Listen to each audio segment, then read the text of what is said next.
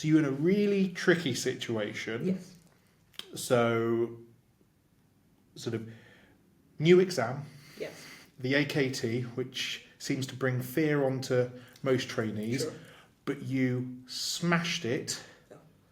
We did our best. You did you did really, really well. So you passed it first time, Yes. which, as you know, is sort of like a really, really impressive feat to do. So what I'd hope to do is if you could just briefly introduce yourself, Okay. and then we can sort of talk through things, if that's okay. Right. So my name is Ifechuckwu. I'm a GP registrar. Your GP registrar. Yes. Yep. And I am with the Durham and Tees Valley training program. Mm-hmm. Currently in ST3 at Eagles Cliff Medical Practice. Fantastic. And you passed the AKT first attempt in your February sitting. You sat it in the July of your ST2. Yes. And I passed it. Then you passed it first time, Yes. which it puts you in quite a small proportion. So, because obviously you're not a UK graduate, No. so sort of talk me through your medical career. Right. Studied medicine in Nigeria, Mm-hmm. practiced for a bit, then left Nigeria, eventually ended up here in the UK for training, really, because I came directly into training. And, well, I'm here now. So you've got 3 kids, you've got 3 gorgeous but full-on children, Yes. a husband who's working away. How did you approach the exam? Right. So, well, I started the training, just me and the children. My mom comes, so she comes and spends maybe 6 months out of every of the year. Mm-hmm. Because of the way my training was scheduled, I had to plan it in a way that at least I could get her to be here every 6, or at least for 6 months out of the 1 year for Yeah. the different years. I was in hospital, farther away from where I was living initially, so I had Yes. she was here then I was in Sunderland. Then the second year I was in A&E and Psych, but Psych was a bit community based. So it was basically community, it was something I could manage, but A&E was full on, so I needed help. So the plan, though, when I came in I tried to first of all understand the system, because I came and I jumped into the NHS, Mm-hmm. no prior experience, nothing. So I think I used my first year to try and understand the system that I happen to now be working with.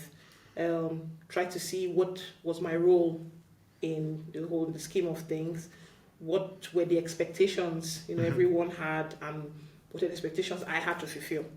So, well, thankfully, I had a lovely supervisor, educational supervisor, who helped. No, you did. But my first clinical supervisor too was very, very helpful, hands-on. Like the first meeting we had, he made me feel, yes, you're just coming, you've come directly into the NHS, you can do this. You probably would need to, because I also started late. I didn't start when my mates started. My resumption was delayed by a couple of weeks. A lot of bureaucratic bottlenecks and all of that. But I had to double up, and I was able to manage through the first year. We survived that. But I knew that because of how tight the beginning of my second year was, I needed a plan. Yeah. Now, by the second bit of my first year, I came to you, if you remember, and then we talked about it. I expressed my concerns about what the plan was for the second year. That I was hoping to bring my mom in, but I was hoping to also get my exams done in the first bit. Now, the challenge was, I'm in A&E. I was supposed to be in A&E at that point. My husband obviously not here. It was going to be more work, but then this was the only time I was going to have support. So somehow I had to make it work. So I think at that point you printed out the list of topics. Yes. From the RCGB website, and told me to start glancing at them, start looking at topics that I feel, first of all, look at areas that are my weak points, and then start to actually look up those topics. And then those ones that are my strength, maybe closer to the exam, I can just refresh my knowledge. So I started then. To be honest, I wasn't very judicious, but I tried. I had the topics. That's all we can ask for. That's all we can ask for. So I had it posted on my wall. So once in a while, when I'm not so tired from A&E. Then I had not gone to the A&E. It was still GP. So when I come back, what I was doing was, it was cases I struggled with. Yep. Like when I saw a patient and I struggled with the management a bit, when I come back, I'll look it up. So that was what I started doing. Then we got to second year, and I was sure I had to write it in that first half, because if my mom goes, I'm stuck. So right off the bat, I first of all got my schedule, which was very busy. Apparently, they were test running a new rota for me, which was much more. So I was working an extra 12 hours more than my colleagues, or an extra 24 hours, so 2 12-hour shifts more than the rest of my colleagues. Oof. Yeah, I didn't even find that out until much later. So, but I already told myself I had to make it work. So first of all, I had to start sleeping less. So whenever I got back, I told myself at least 4 hours of sleep was enough. So I wake up, and the time I will have, now my schedule did not have any plan, because sometimes my shifts were midday shifts, evening shifts, night shifts, were just all over the place. But I had to make it work. So every day I would do at least 2 hours of reading. So 1 hour is for a topic, 1 hour is for the GP self-tests, questions. Because apart from the fact that I discussed with you about, you said to make sure I go through the GP self-test, I spoke to a couple of colleagues too who said they swore by GP self-tests for questions or preparation or question bank. So that's how I divided it initially. So 1 hour for topics, 1 hour for questions. And then I started by doing system by system, or should I say specialty by specialty. So I had a timetable. I spent more time with things like dermatology, because we never actually remember what we see. Which is true. Yeah, true. Yeah, I spent more time with dermatology, a bit of most of the subspecialties. Yep. Spent more time with them. Then the scariest bits, which was because I tried to find out why people fail the exam. Most people, the common answer was, what's it called now? The two scary bits, admin and the statistics. Yep. Exactly. So that bit, I think before you came up with something, I went online, browsed, tried to find some documents about it. I started to go through it and try to explain it to myself, was what I was doing. But I spent time on things like that, because that was where I felt were my weak points. I felt the other places that were kind of my strength, that somehow, even if I guessed, I might probably guess right. So I had to focus on my weaknesses to ensure that, it helped. So.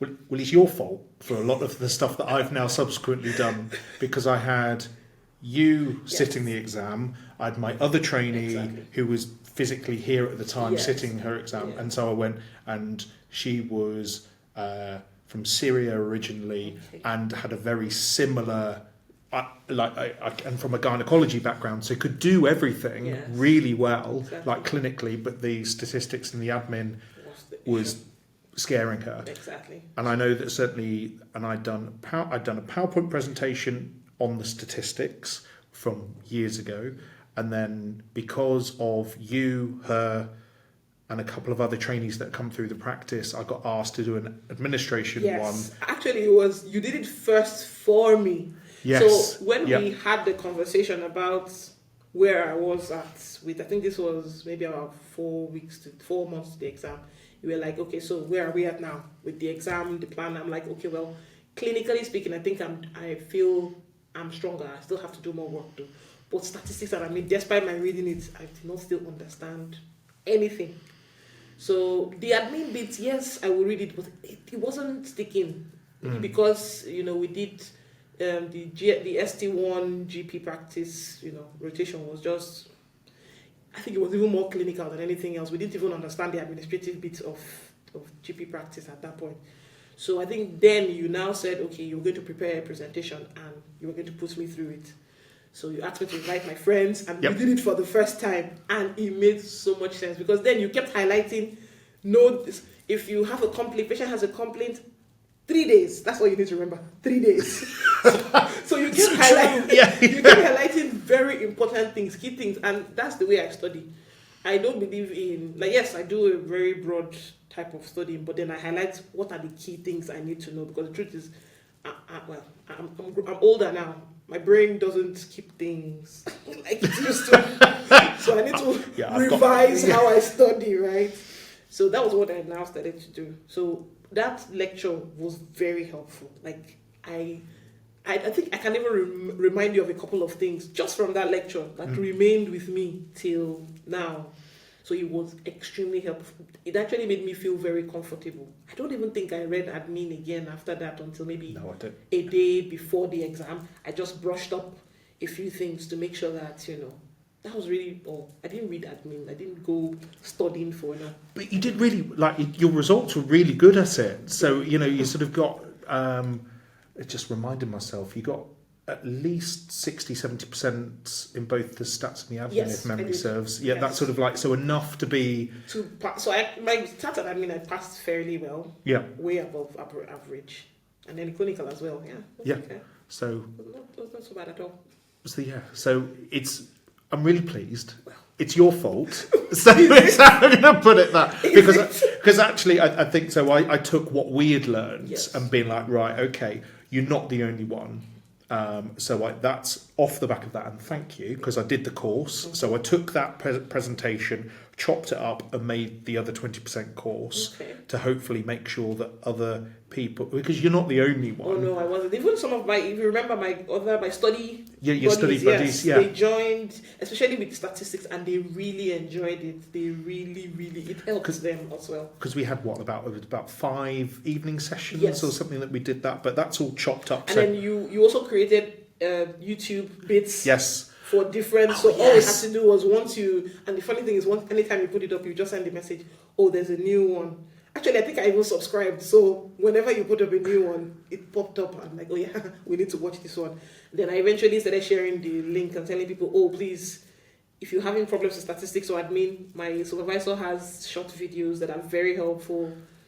And eventually my other colleagues who enjoyed it to start telling other people. Yeah, yeah, and it's even come to the point where my Sophie, in Small World, Sophie, my wife, has been your supervisor as well. True. When you're A&E, and she had GP trainees come up to her and say, "Is your husband on YouTube?" And I was like, "Sorry, yes." And I get chest poked at home. But anyway, it's all funny. So but I think actually you prepared early.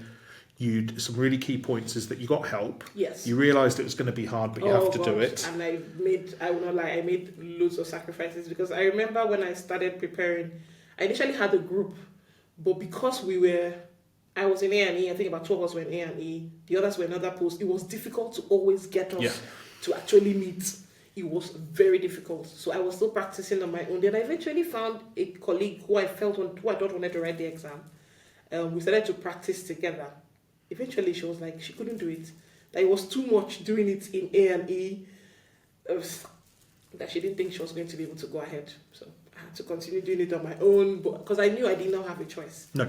And if I didn't write it then, I don't know how I would have managed. And I think actually now as ST3, and I implore anyone who's watching this, please do it in ST2, because as soon as you hit ST3, like now, the amount of work that you've got to do. Oh my God. Yeah. It's a lot. And then there's the SCA. Yeah. That's even double scary. But we'll get you on track for that as well. Thank you.